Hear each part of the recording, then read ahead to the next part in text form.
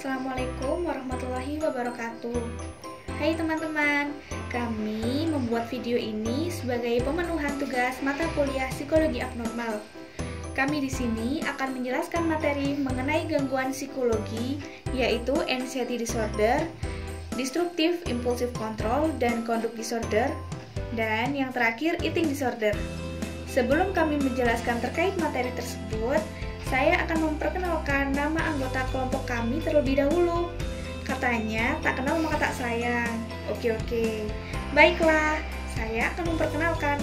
Yang pertama, ada Mudewi Zubatul Khairah dengan NIM 368. Yang kedua, ada Intan Hoirul Nisa dengan NIM 374. Dan yang terakhir, ada Afrizal Tirta Harli Pratama dengan NIM 410. Kami adalah mahasiswa psikologi Universitas Muhammadiyah Malang, kelas H angkatan 2019. Nah, tanpa basa-basi, langsung aja yuk ke pembahasan. Nah, yang pertama ada anxiety disorder. Dari anxiety disorder bakal disebutin tuh apa itu definisi, jenis-jenis, faktor penyebab, kriteria, dampak, dan pengobatan dari anxiety disorder. Yang pertama ada definisi dari anxiety disorder. Apa sih definisi anxiety disorder? Anxiety disorder yaitu gangguan kecemasan, rasa takut atau khawatir pada situasi tertentu yang sangat mengancam dan dapat menimbulkan kegelisahan karena adanya ketidakpastian di masa mendatang serta ketakutan bahwa sesuatu yang buruk akan terjadi. Freud mengatakan bahwa tingkah laku neurotik terjadi karena adanya ancaman bahwa ide-ide pembangkit kecemasan yang tidak dapat diterima akan muncul ke dalam alam sadar. Semua gangguan ini mencerminkan usaha ego untuk mempertahankan dirinya melawan kecemasan. Anxiety disorder dialami oleh sekitar 1 dari 10 orang. Menurut data dari National Institute of Mental Health pada tahun 2005 di Amerika Serikat, diketahui bahwa adanya 40 juta orang yang mengalami anxiety disorder atau gangguan kecemasan pada usia 18 tahun sampai usia lanjut. Di Indonesia sendiri, angka kejadian anxiety disorder masih belum jelas. Namun, diperkirakan jumlah penderitanya ada sekitar 2% sampai dengan 5%. Wanita diketahui lebih sering terkena disorder daripada pria, dengan jumlah rasio 2:1.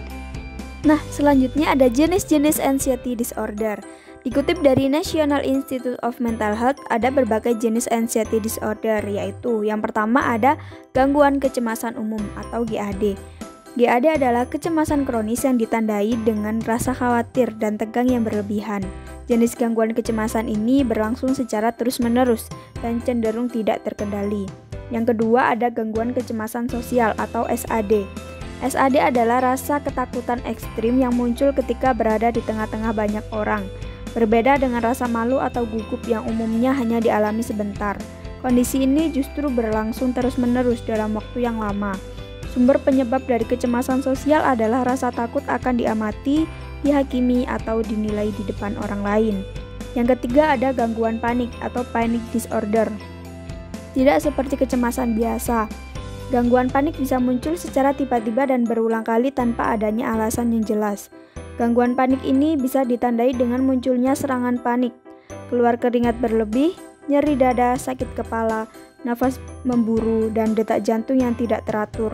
Serangan panik bisa dialami kapan saja dan di mana saja. Yang keempat ada fobia spesifik. Fobia spesifik juga masuk dalam jenis anxiety disorder. Kondisi ini merupakan ketakutan yang berlebihan dan terus-terusan terhadap suatu objek, situasi, atau aktivitas tertentu yang umumnya tidak berbahaya. Contohnya, fobia badut, fobia laba-laba, ketinggian, balon, jarum, darah, dan lain sebagainya. Orang dengan kondisi ini tahu bahwa ketakutan yang mereka alami berlebihan, tetapi mereka tidak bisa mengatasinya.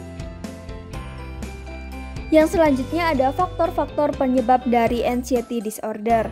Yang pertama ada dari lingkungan. Lingkungan atau sekitar tempat tinggal mempengaruhi cara berpikir individu tentang diri sendiri maupun orang lain.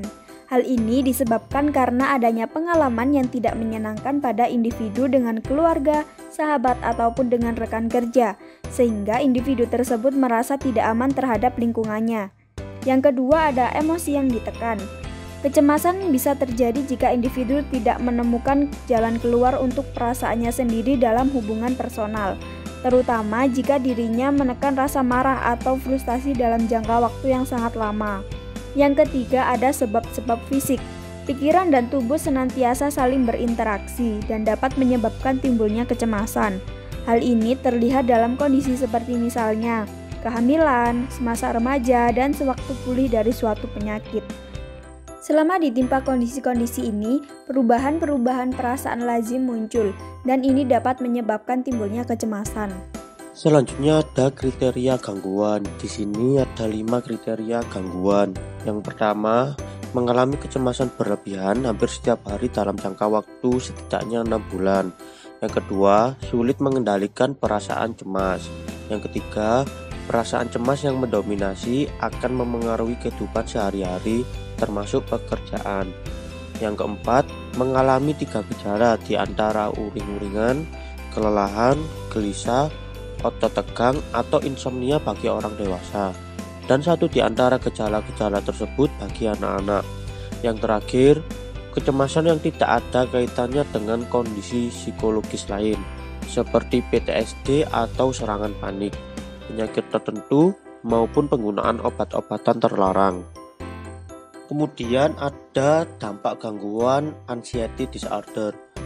Yustinus Semioun 2006-321 membagi beberapa dampak dari kecemasan ke dalam beberapa simptom. Antara lain, yang pertama ada simptom suasana hati. Individu yang mengalami kecemasan memiliki perasaan akan adanya hukuman dan bencana yang mengancam dari suatu sumber tertentu yang tidak diketahui. Orang yang mengalami kecemasan tidak bisa tidur dan dengan demikian dapat menyebabkan sifat mudah marah. Yang kedua, simptom kognitif. Kecemasan dapat menyebabkan kekhawatiran dan keprihatinan pada individu mengenai hal-hal yang tidak menyenangkan yang mungkin terjadi.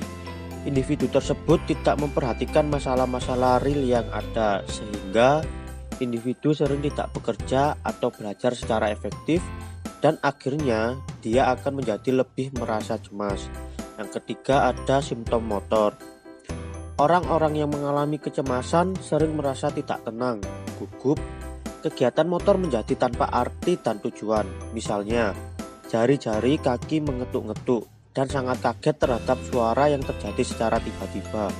Simptom motor merupakan gambaran rangsangan kognitif yang tinggi pada individu dan merupakan usaha untuk melindungi dirinya dari apa saja yang dirasanya mengancam.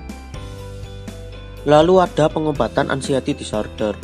Meskipun pengobatan pasti sebenarnya tergantung dari tipe gangguan cemasnya itu sendiri, namun secara umum satu atau kombinasi dari terapi-terapi di bawah ini dapat digunakan pada sebagian besar tipe anxiety disorder. Yang pertama, pengobatan medikamentosa. Obat-obat yang digunakan untuk mengatasi gejala anxiety disorder berupa antidepresan, beberapa jenis antikonvulsan, dan juga antipsikotik dosis rendah, serta obat untuk mengurangi kecemasan lainnya. Yang kedua ada psikoterapi. Pengobatan ini dilakukan dengan strategi membantu pasien untuk memahami dan berdamai dengan penyakit yang dialaminya. Yang ketiga, terapi kognitif behavior. Ini merupakan salah satu jenis psikoterapi di mana pasien dibantu untuk mengenali dan mengubah pola pikir serta perilakunya yang menyebabkan perasaan tak menyenangkan tersebut. Yang keempat, ada menjaga asupan makanan dan mengubah pola hidup. Yang kelima, terapi relaksasi. Itu tadi teman-teman, sedikit penjelasan dari kami mengenai materi anxiety disorder. Kalian pasti sudah lebih paham kan tentang materi yang kami jelaskan? Semoga penjelasan dari kami bisa bermanfaat dan bisa menambah pengetahuan mengenai materi yang kami sampaikan. Jika ada kata-kata yang kurang pas dan penjelasan yang kurang jelas, kami mohon maaf yang sebesar-besarnya. Sekian dari kami dan terima kasih. Wassalamualaikum warahmatullahi wabarakatuh.